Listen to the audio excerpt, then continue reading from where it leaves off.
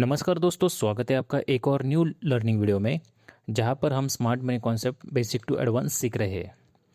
अगर आप smart money में बार बार सोचकर ट्रेड ले रहे हो, ऑर्डर ब्लॉक देख लिया तो एंट्री कर ले हो और एंट्री कर रहे हो तो रुकिए, क्योंकि हर ऑर्डर ब्लॉक प्रॉफिटेबल ट्रेड नहीं देगा। असली गेम है कि इंटरनल ऑर्डर ब्लॉक को पहचानना और समझना कि स्मार्ट मनी कहाँ से अपनी अगले मूव शुरू कर सकता है। नमस्कार दोस्तों, तो आज के इस वीडियो में हम स्मार्ट मनी कॉन्सेप्ट पे बहुत इम्पोर्टेंट कॉन्सेप्ट की बात करने वाले हैं, जिसका नाम है इंटरनल ऑर्डर ब्लॉक।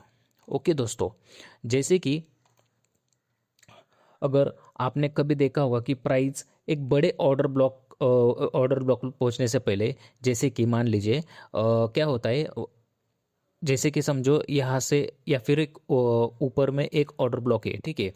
यहाँ से यहाँ तक पहुँचने के लिए मार्केट क्या करता है, हमेशा एक छोटे ऑर्डर ब्लॉक से रिवर्सल लेता है और फिर तेज़ी से ऊपर या नीचे चला जाता है। इसके पीछे का कारण होता है कि इंटरनल ऑर्डर ब्लॉक, ठीक है। इसके पीछे का कारण होता है इंटरनल ऑर्डर ब्लॉक। तो इंटरनल ऑर्डर ब्लॉक आखिर कैसा उसका रोल निभाता है, ये आज आपको इस वीडियो के एंड तक पता चल जाएगा, क्योंकि आखिरी में मैं आपको एक सिंपल तरीका बताऊंगा, जिससे आप अपना चार्ट पर पूरा इंटरनल ऑर्डर ब्लॉक को देखकर सिस्टमेटिकली ट्रेड कर सकते हो, या फिर जो आपका ऑर्डर ब्लॉक है उसको आप फाइंड कर सकते हो दोस्तों। तो चैनल पर अगर आप नए हो तो चैनल को सब्सक्राइब जरूर करें और नोटिफिकेशन बेल को जरूर ऑन करना दोस्तों। तो शुरू करते हैं आज के वीडियो के लिए।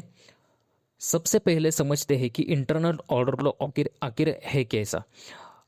जैसे कि इंटरनल ऑर्डर ब्लॉक किसी लार्ज प्राइस के स्ट्रक्चर के अंदर छोटे छोटे ऑर्डर ब्लॉक होता है, जो अक्सर मार्केट शॉर्ट टर्म मोमेंटम के लिए लिक्विडिटी के बेस पे को समझने में मदद करता है। जैसे कि मान लीजिए कि ये एक जोन है, जैसे कि ये एक और ऊपर एक बियरिश ऑर्डर ब्लॉक है, ठीक है।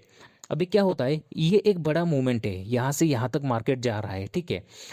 लेकिन क्या है, यहाँ से यहाँ तक जाने के लिए मार्केट को मतलब मार्केट ऐसे तो कंटिन्यू जाएगा नहीं, ठीक है, क्योंकि मान लीजिए कि ये 1 आवर का एक टाइम फ्रेम है, ठीक है। 1 आवर के टाइम फ्रेम में, और अगर आप उसको स्मॉल टाइम फ्रेम पर करोगे, जैसे कि 3 मिनट या 5 मिनट, तो उसका स्ट्रक्चर कैसा रहेगा, इस तरह रहेगा। ओके। तो इंटरनल ऑर्डर ब्लॉक कैसा होता है दोस्तों, जैसे कि अभी देखोगे कि यहाँ पे जो एक ऑर्डर ब्लॉक होता है, ठीक है। जैसे कि ऊपर जो अपना बड़ा ऑर्डर ब्लॉक है, उस वहाँ से तो आएगा ही, लेकिन मार्केट डायरेक्ट तो ऊपर नहीं जाएगा, वो नीचे ऊपर नीचे करके ही जाएगा। तो बीच बीच में जो ऑर्डर ब्लॉक्स होते हैं दोस्तों, उसी को कहते हैं इंटरनल ऑर्डर ब्लॉक। तो उसको रिसर्च करके मार्केट क्या करता है, ऊपर चला जाता है, और ऊपर जाने के बाद वहाँ से मार्केट एक बड़े ऑर्डर ब्लॉक से एक रिवर्सल लेता है दोस्तों। तो इस तरह प्राइस ऊपर नीचे करते हैं। प्राइस को ऊपर नीचे हो जाना का ले उसको हमेशा लिक्विडिटी कलेक्ट करना पड़ता है दोस्तों, ठीक है। लेकिन सिर्फ ध्यान रहे कि सिर्फ कोई भी छोटा कैंडल ब्लॉक या फिर ऑर्डर ब्लॉक देखे, इसका मतलब ये नहीं है कि वो इंटरनल ऑर्डर ब्लॉक है, ठीक है। जैसे कि मान लीजिए आपका ये यहाँ से मार्केट ऊपर जा रहा है, ठीक है, और यहाँ पे क्या किया है मार्केट ने, एक अच्छा सा हैमर कैंडल बनाया, ठीक है। और आपने क्या किया, इसको ही मार्क करके इंटरनल ऑर्डर ब्लॉक को देखकर आप इसको एंटर कर रहे हो, तो इसका मतलब ये नहीं कि ये 100% वैलिड है। ये डाउन भी जा सकता है, ब्रेक भी हो सकता है दोस्तों, ठीक है।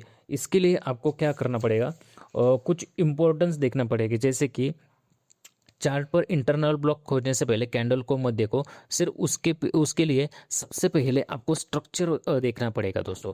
जैसे कि हमने पिछली वीडियो में भी देखा है कि एक वैलिड ऑर्डर ब्लॉक कैसा होता है, ठीक है। तो मान लीजिए कि यहाँ पे एक कैंडल बना है, ठीक है। इसको आपको क्या करना पड़ेगा, अगर ऑर्डर ब्लॉक मानना है तो आपको सबसे पहले यहाँ पे आपका स्ट्रक्चर ब्रेक होना ज़रूरी है दोस्तों। जब स्ट्रक्चर ब्रेक होगा ठीक है, और उसके बाद मार्केट नीचे आ रहा है तो ये वैलिड हो सकता है। ये एक इम्पोर्ट मतलब ये एक पॉइंट हो गया। उसके बाद यहाँ पर आपको फेयर वैल्यू गैप भी देखना पड़ेगा। ठीक है, फेयर वैल्यू गैप है तब जाके आप इसका इंटरनल ऑर्डर ब्लॉक पर टैप करके आप इसकी एंट्री पॉइंट ले सकते हो दोस्तों। ठीक है, दूसरी बात आपको लिक्विडिटी भी देखना पड़ेगा कि मार्केट में कोई लिक्विडिटी है, क्योंकि एक ऑर्डर ब्लॉक बनने से पहले उसके पीछे लिक्विडिटी भी होना ज़रूरी है। तो जैसे कि यहाँ पे अगर आप देखोगे तो यहाँ पे भी एक यहाँ से यहाँ पे एक लिक्विडिटी थी, वो लिक्विडिटी लेने के बाद मार्केट ऊपर जा रहा है। ठीक है दोस्तों, और जैसे कि आपको यहाँ पे मार्केट जैसे कि यहाँ पे टैप करने के बाद तुरंत एंट्री नहीं लेनी है। यहाँ पर आपको एक रिजेक्शन कैंडल देखना है, एक स्ट्रॉन्ग बुलिश कैंडल देखना है। ठीक है, या फिर रिवर्सल पैटर्न देखना है, उसके बाद ही आप उसको ले सकते हो दोस्तों। तो डायरेक्टली आप यहाँ पे जंप मत करना। ठीक है, मैं आपको एक सिंपल, आपको पता चल गया होगा कि इंटरनल ऑर्डर ब्लॉक कैसे होता है। अगर मान लीजिए यहाँ से अभी ऊपर जा रहा है तो इस जोन पर एक क्या बोलते हैं इंटरनल ऑर्डर ब्लॉक है। तो मार्केट क्या करेगा, यहाँ से आने के बाद यहाँ पे टाइप करके ऊपर चला जाएगा। इसी तरह इंटरनल हर एक लेग के पीछे या फिर हर एक पॉइंट के पीछे एक इंटरनल ऑर्डर ब्लॉक होता है दोस्तों। ठीक है, जैसे कि इस केस में यहाँ हो सकता है, इस केस में यहाँ हो सकता है। ठीक है, यहाँ पर भी हो सकता है। कभी कभी मार्केट क्या करता है दोस्तों, इसको रिजेक्ट करके मार्केट डायरेक्ट नीचे आके यहाँ से और यहाँ पर ऊपर जा सकता है दोस्तों। तो आपको जब भी आप ऑर्डर ब्लॉक मार्क कर रहे हो तो आपको 2 से 3 चीज़ को ध्यान रखना है। जैसे कि अगर ये ऑर्डर ब्लॉक है, ठीक है, तो यहाँ पे आपको स्ट्रक्चर ब्रेक होना ज़रूरी है। दूसरी बात तो आपको यहाँ पे लिक्विडिटी होना ज़रूरी है। ठीक है, लिक्विडिटी नहीं है तो यहाँ पे एक फेयर वैल्यू गैप एफवीजी होना ज़रूरी है। उसके बाद ही आप यहाँ पे एंट्री पॉइंट ले सकते हो दोस्तों। ओके, मैं आपको एक एग्जांपल दिखाता हूँ। ठीक है, 1 मिनट होल्ड करना। इस केस में अगर आप दोस्तों देखोगे, इस केस में क्या हुआ है कि मार्केट का ये अगर टाइम फ्रेम देखो तो देखोगे तो ये एक 1 मिनट का टाइम फ्रेम है। ठीक है, यहाँ से यहाँ तक एक ऐसा बड़ा ऊपर मार्केट जा रहा है। अगर आप देखोगे तो यहाँ पे कोई भी मुझे क्या बोलते हैं उसको, कोई भी ऑर्डर ब्लॉक वैलिड नहीं लगा। मैं आपको हर एक पॉइंट के पीछे बताऊंगा, हर एक पॉइंट बताऊंगा कि कहाँ कहाँ पर हम ऑर्डर ब्लॉक देख रहे हैं और हमने यही ऑर्डर ब्लॉक क्यों सिलेक्ट किया है। ठीक है, फर्स्ट तो ये है कि यहाँ पे क्या हुआ है, जैसे मार्केट नीचे आया, यहाँ पे भी स्ट्रक्चर ब्रेक हुआ है, यहाँ पे भी स्ट्रक्चर ब्रेक हुआ है। ठीक है, तो यहाँ पे एक क्या चीज़ है, जैसे कि यहाँ पे एक फेयर वैल्यू गैप भी है। यहाँ से यहाँ अब देखोगे तो यहाँ पे एक फेयर वैल्यू गैप भी है, ये टच नहीं हुआ, यहाँ पे और भी ये है। ठीक है, उसके बाद अगर आप ऊपर देखोगे तो और कोई देखोगे तो ये भी एक ऑर्डर ब्लॉक है, लेकिन ये ऑलरेडी यहाँ पे फिल हो चुका है। ये एक ऑर्डर ब्लॉक था तो यहाँ यहाँ ये भी एक ऑर्डर ब्लॉक था यहाँ पे। ठीक है, तो ये यहाँ पे फिल हो गया है। आगे और देखोगे ये ऑर्डर ब्लॉक देखोगे तो ये यहाँ पे फिल हो चुका है दोस्तों। ठीक है, और उसने रिजेक्ट भी किया है। ये रिजेक्ट क्यों किया है, क्योंकि यहाँ पे पूरा ये लिक्विडिटी जमा हो रहा था दोस्तों। ठीक है, ये एक बात हुई। उसके बाद अगर देखोगे यहाँ से अगर अब शार्प मूवमेंट आया है, शार्प मूवमेंट आने के बाद यहाँ पे यहाँ ये भी ऑर्डर ब्लॉक है। ठीक है, ये यहाँ पे फिल हो चुका है, लेकिन यहाँ पे कोई एफवीजे मतलब फेयर वैल्यू गैप नहीं है, क्योंकि देखो ये कैंडल का हाई और ये कैंडल का लो ये टच हो चुका है, तो यहाँ पे भी कोई पॉइंट नहीं था। यही एक ऑर्डर ब्लॉक मुझे अच्छे से दिख रहा था कि इस ऑर्डर ब्लॉक पर टैप करने के बाद मार्केट यहाँ से ऊपर चला जाएगा। तो क्या हुआ, यहाँ पे स्ट्रक्चर ब्रेक है, फेयर वैल्यू गैप भी है। ठीक है, सेकंड कन्फर्मेशन, और ये पूरा लिक्विडिटी यहाँ पे जमा है दोस्तों, यहाँ का सारा लिक्विडिटी यहाँ पे जमा है।